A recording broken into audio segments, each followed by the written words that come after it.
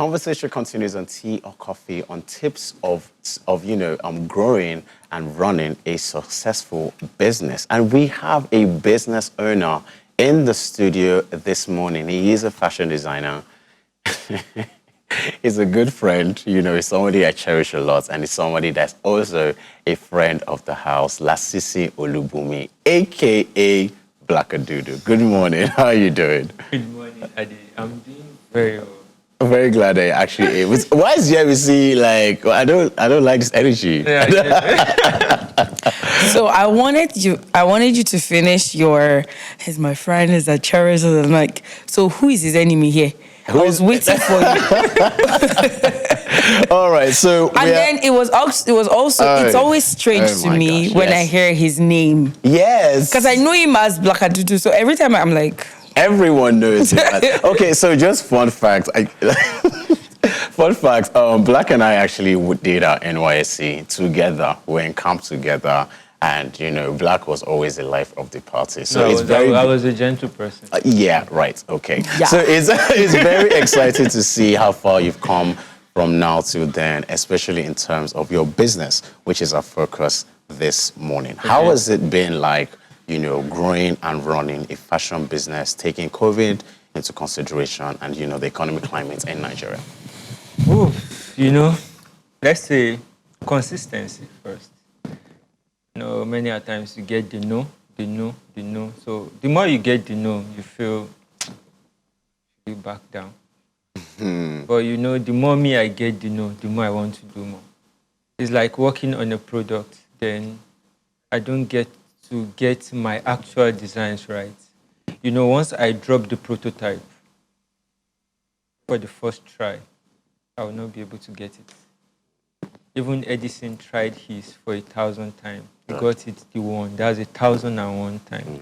So consistency keeps business growing. No matter how small you start, if you have that hunger to meet up with what you are doing, it's good when what you are doing, you keep at it rather than, this thing is not working for now. Let me change it to another thing for tomorrow.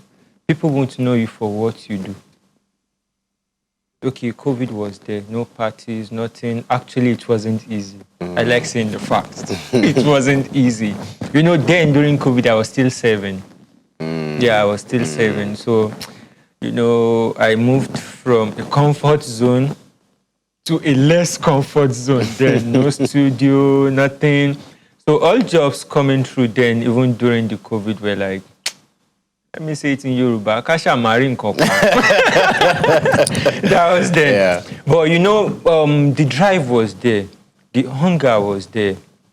And then you just knew you have to actualize something. Yeah. Imagining you taking a prototype to somebody and then they tell you, the person fixed an appointment for you, quite right. You got there and the person said, sorry, we will not be able to see you.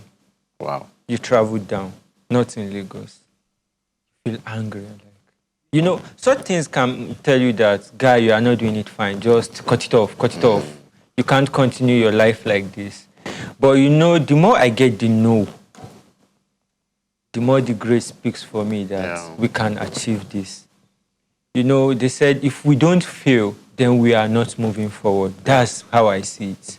There are some times when I have to work on designs and then the designs come handy.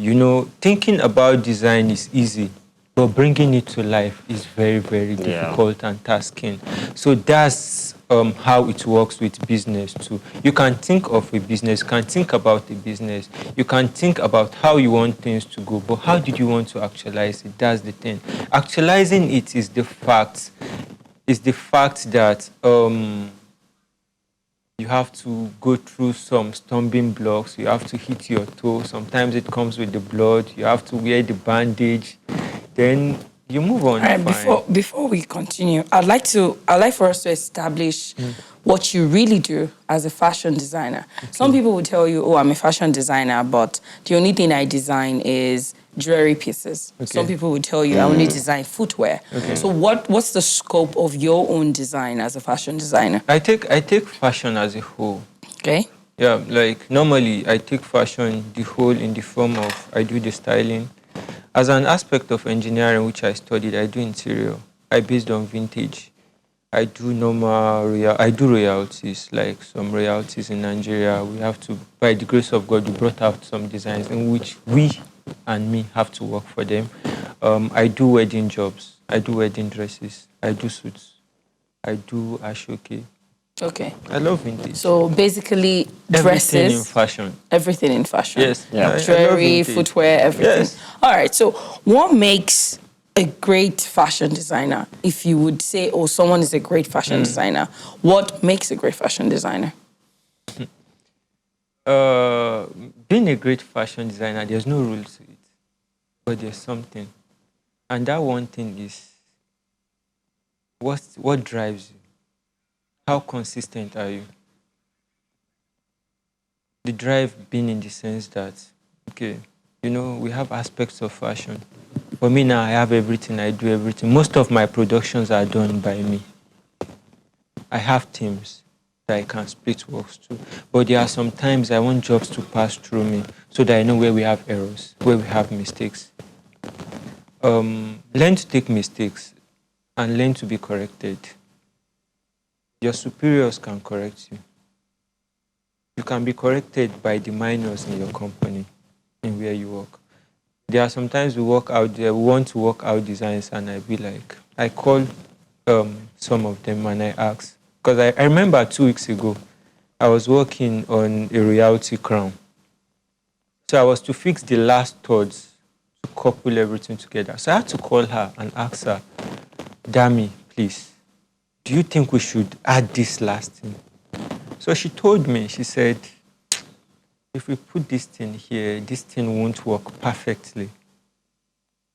I never depend on myself only. I depend on the outside. I learn from my environment. Yoruba, we said, afemi, afemi, as you are being proud, you are being arrogant. Forget fashion. Come to real life. When you are not humble, you will not learn. So try to learn from every aspect. Okay, like he's seated, I can learn from just him sitting and we are not even talking. Yeah. Be like, bring out more creativity from you. Don't do the regular. Create a niche for yourself. Once you create a niche for yourself, people will know you for what you do. Yeah. People will want to associate with your brand. Yeah. Oh, yeah. So I want to talk about that association Okay. and people knowing, what you do. I know that, and I find it fascinating when I look at your stories or you tell me that they have traveled to this particular place. Why the focus on traditional rulers? This morning I'm talking about tips for business. Yeah. We spoke about branding. We spoke about less is more. Yeah. And I see some of those lessons in how you operate as a fashion business. What makes it profitable, on you focusing on traditional rulers, and why the focus on traditional rulers in Nigeria? Oh, thank you. Actually, my focus is not even on traditional rulers on Nigeria. My focus is to do worldwide royalties. That's my focus. Royalties, there's a brand, a car brand. I don't want to say the name, but we all know the brand. They do premium. They will tell you that if you are buying this car, we have only 3 of this car in the world. It comes with number. Reality has to be premium, and we work premium. So if you come to us and be like, okay, I saw this design on so person. I want you to replicate the design for us. We'll tell you, no, we won't be able to replicate it because the person already had the patent. That's the person's signature.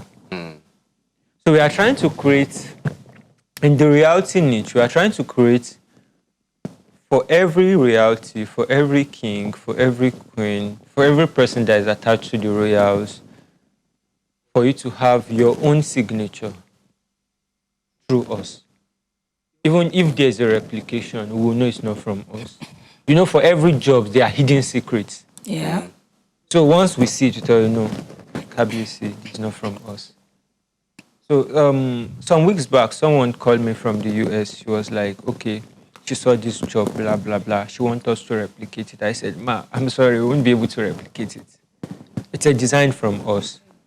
So I said, I'm sorry, ma, we won't be able to replicate this design because we already sold the patent out to this king already. Yeah. She was like, why will I tell her like that? I said, ma, how will you feel if I'm charging you for a job and then you find out that you are sharing this same design with another person? I said, we don't do such. So what makes it profitable, this particular mode of operation?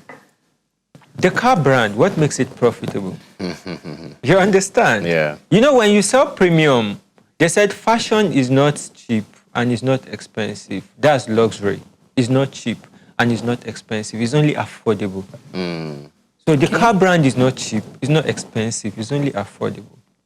I heard of a fashion brand. They said in their years of existence, they don't give discounts. Interesting. They said they don't give discounts. I think I know what brand you're talking about, but keep going. They said, so they now related it to another brand and said, we are not so brand. You understand that? So, if you work premium and Grace works for you perfectly, because forget the creativity, forget the drive you have. Someone said, your creativity not just Jara. The cocoa is the grace, once you have the grace. So what makes it profitable now is, when I work premium, I happen to own the design myself. What does that mean? Okay, let me explain to you. I was going to help him, but okay. Ade, you have your shirt on, right? Okay. Assuming you are the one producing that shirt you are wearing. In the market, they might say, my own, 2.5. We sell this for 2.5 in the market. And then you tell them, no, mine is for 30,000 naira. You understand? Right. That's what I called mine. And by the grace of God, that's what they will buy it. And Tony Babak will buy. No one back way. It's a Yoruba adage that says that it falls within the line of it is the way you address yourself, it is the way you position yourself, it's the way you carry yourself. That's the way others will carry you. Yeah, just talking about this, that's one thing I found very fascinating about how you operate as a fashion business, your pricing. I remember the first time I asked you for something and then you told me the price. I was like, Black, what? But that's one thing I learned from you, and that's one thing that I really picked up from you. Not lowering your standards to fit any market trend, not lowering your standards, to fit into any kind of bubble. But how has the market reacted, to pricing, to this kind of pricing, for instance, in your experience? It wasn't an easy experience, I would say. Starting when a small lad like me walks up to somebody and then they walk to work from me, and I tell them, this is my price, they'd be like, before then, a customer once said to me, he said, I'll say it in Yoruba again, I love Yoruba. He said, tiefera kotomari, meaning you actually don't want to crawl before you start walking. Because I gave him a price in which I felt this is the price that fits the quality of what you want to work. I am not running fashion for passion. I am running fashion to make money. Dangote is not selling cement as a passion. He's selling cement because he wants to make money. There's always passion for everything you do. But then there should be added values to it. The added values are the profits you get.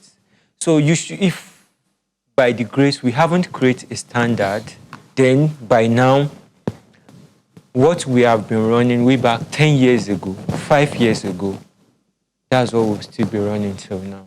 Imagine you have this, we starters, we have this mentality of I'm just starting.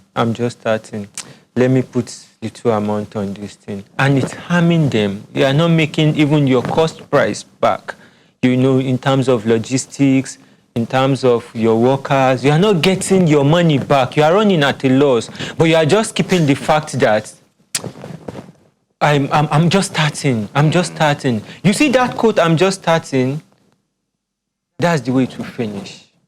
Because that same price, you can't change. Even if you're adding anything to it, they'll be like, oh, it was so price before. Oh, ma, the thing, no, they'll say no. But, you know, if you want to introduce somebody to me, what you tell that person is, okay, I have a friend. He does this thing, but he's affordable. Yeah. They will ask you affordable in what sense? You tell them, but you say he's good, but he's affordable in this sense. You understand? You know, that person coming to me already knows and prepared her mind that, this person. Yeah. Okay, so what tools, what major tools have you applied to ensure growth in your business, knowing full well that in the climate that we're in, a lot of people are not thinking affordability in terms of premium products. They're thinking affordability in terms of cheapness. Okay. And you also know how the market prices can just jump up from one thing to another. So what tools have you applied? Because this morning we were talking about winning in business. Yeah. And one of the things we said was how you are not supposed to just jump on every trend that is available simply because you want to, but you have to actually fit in and find a way that your business will survive consistently. So what tools have you been able to apply?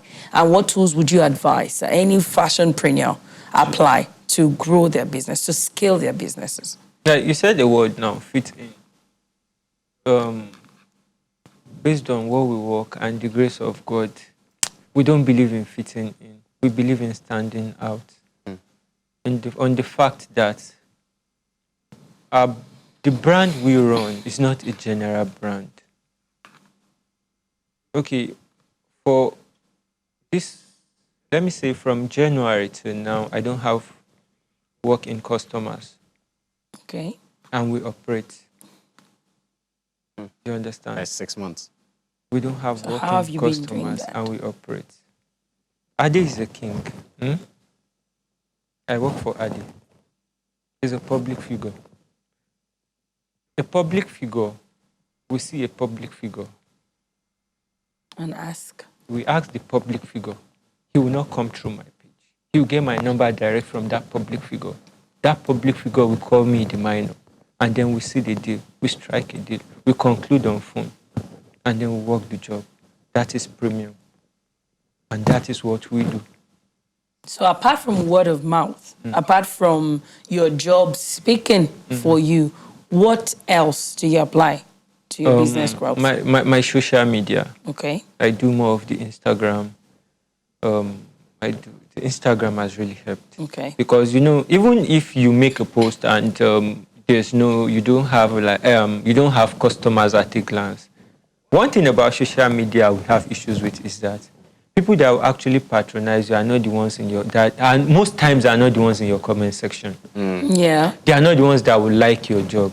They just want to see the consistency on your page and be like, okay, you can deal with this person. So how consistent are you with your social media? Okay. The Instagram, the Twitter. I'm not more of a Twitter person, but my Instagram, I think I can handle that myself. Yeah. But my Twitter, I had to give it out. No, because Twitter is banned now Seems to anyway, say. so No, we're not all on Twitter. So Yeah. I'm not a Twitter person, so Yeah. I'm more stuck to my Instagram because Instagram. I think the variability of Instagram spreads, and it's something you master that works for you. So I'm more of an Instagram person. I do social media, and then getting customers. Let me say, there are sometimes you give out, what's it called? How do you put this thing? Incentives. I will run a job for you. I'll tell you I'll do the delivery myself. I've charged for the delivery, but you think it's free? It's not free. Sometimes I do delivery out of Lagos way Osun, but my delivery fare is my guy that has been calculated. My guy that brought me here. Now we do delivery together. Sometimes by 4. Sometimes we may not be able to come to Lagos the day we lodge. Imagine on a trip you are spending some 40, 50K, and you say delivery is free. No, it's calculated, but you think it's free. Okay. I honor you to take it to you. So let's That's look the at. incentive. Let's also look at the fashion business in Nigeria. Okay. In the next, say, 10 years, then, what do you think fashion business in Nigeria would look like? Or what would you predict that it should look like? We already know the prediction. We all are wearing clothes. We can't go naked. So, not 10 years, not 5 years. Talk 2 years. Talk every year. Come last year, everyone was like, these skinny pants, these tight shirts. But these days, we don't wear that anymore. We evolve every day. We are bringing back the days. So, come next year, Adi will change his suits. You want to buy 10 more. You want to buy 5 more. Now tell me, how will fashion or grow? You will change your closet. No one wants to go naked. Like, oh, I'm tired of these towels. I want to change them. Okay, can I have some black? I do it in my closet. I'm tired of this brand. You understand that kind of it? Yeah. So, like, you can't get stuck to a brand forever. You always see brands that evolve, and then you want to wear those brands. So that makes fashion grow. Yeah. Forget we wearing clothes. This set is fashion. This set wasn't like this before, right? No. 2 years ago, it wasn't like this. And you will still change next year. So you are evolving with fashion. So that's just it. Yeah. All right. So, in terms of Nigerian fashion designers, within the global context of fashion designers, what can you predict? It's very interesting that, some very, like Lagos designers or Nigerian designers are now going to exhibit in things like London Fashion Show, Fashion, Paris Fashion Week, and all these kind of things. What value do we bring, as Nigerian fashion designers to the global industry of fashion, and what can we expect, from the fashion industry from Nigeria to the global audience? If we are not creative, they won't accept us. The creativity is what they see. Our consistency is what they love. That's what I would say. And then, if last year you take some fashion designers from Nigeria are out in the country and then they bring out trash, they won't allow them this year. Nigeria, I would say, sell Africans to the world compared to other fashion designers. Once Nigeria want to do something, they set trends, and then the whole world wants to follow. Forget other things about us. Come to fashion, come to music, entertainment. Nigerians take the world. So, like, once they create a certain, there are some, what's it called? Some fashion magazines, even in the diasporas, they will always want Nigerians to feature on their pages because of what we give, the quality in how we operate. That's just it. Being creative is different from being working a brand. So the creativity, I would just say, is what they love. The creativity is what they are looking for. And then we have it. Yeah. So we are global. That makes us global. Okay. Yeah. This has been a very interesting and insightful conversation, Black Adudu. I'm very happy that you were able to come on our show this morning. We're going to talk about that trousers that I want to buy from you after the show. But thank you very much, You're welcome. for coming on the show. So that is it. We've just had Black on the show. We've just had Black Adudu on set this morning talking about the business of fashion, giving us even more insightful tips based on his experience on how you can develop and run a successful business.